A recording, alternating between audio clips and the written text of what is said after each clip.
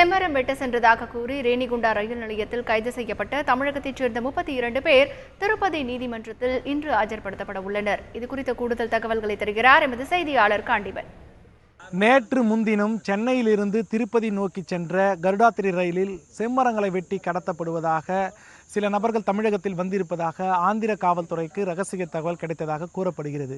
அதன் அடிப்படையில் நேற்று முன்தினம் இரவு 8 மணிக்கு அந்த ரயிலை ரேணிகுண்டா ரயில் நிலையத்தில் நிறுத்தி காவல்துறையினர் சோதனையிட்டதில் 32 தமிழர்கள் கைது செய்யப்பட்டனர். இவர்களில் 29 பேர் திருவண்ணாமலை மாவட்டம் என்பதும் 2 பேர் வேலூர் மாவட்டத்தை சேர்ந்தவர்கள் என்பதும் ஒரு நபர் சென்னையைச் சேர்ந்தவர் என்பதும் விசாரணையில் தெரிய வந்தது. இவர்கள் மீது ஆந்திர காவல்துறையினுடைய வன பாதுகாப்பு புதிய சட்டங்கள் பதியப்பட்டும் ஆந்திர மாநிலத்துடைய சட்டப்பிரிவுகளும் வழக்கு பதிவு செய்யப்பட்டிருந்தது. இந்நிலையில் அவர்களை தற்போது ரேணிகுண்டா காவல் நிலையத்திலிருந்து மருத்துவ பரிசோதனைக்காக திருப்பதி அரசு மருத்துவமனைக்கு அழைத்து செல்லப்பட இருக்கிறார்கள்.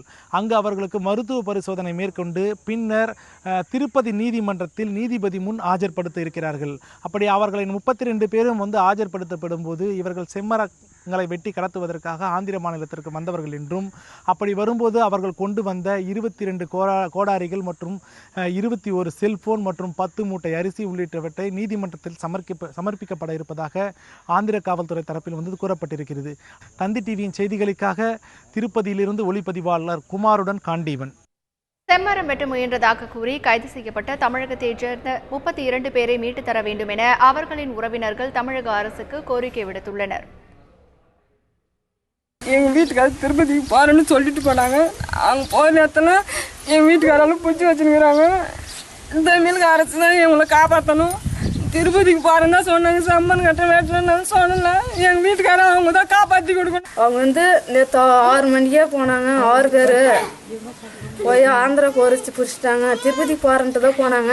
ஆந்திரா போலீஸ் பிடிச்சிட்டாங்க பொய் கேசுன்னு. நீங்கள் தான் எதோ ஒன்று நாங்கள் குழந்தை பிள்ளைங்களை வச்சு நாங்கள் என்ன போச்சு வச்சுது. நீங்கள் தான் இவ்வளோ காப்பாற்றணும். கோயில் சுற்றி நேரம் எங்கள் பையன் போனான். அங்கே போனால் ஆந்திரா போலீஸு சந்தேகத்தில் பிடிச்சிட்டாங்க. என் பிள்ளை வச்சுனுக்குது. நான் ஒரே பிள்ளை கோயில் சுற்றி நேரம் தான் போனான். அவங்க சந்தேகத்தில் பிடிச்சிட்டு வச்சுனுக்கிறாங்களே. இவ்வளோ மீட்டி கொடுக்கணும். என் பிள்ளை படிக்க போனேன். படிக்க வச்சு கோயில் சுற்ற போனேன். என் பிள்ளை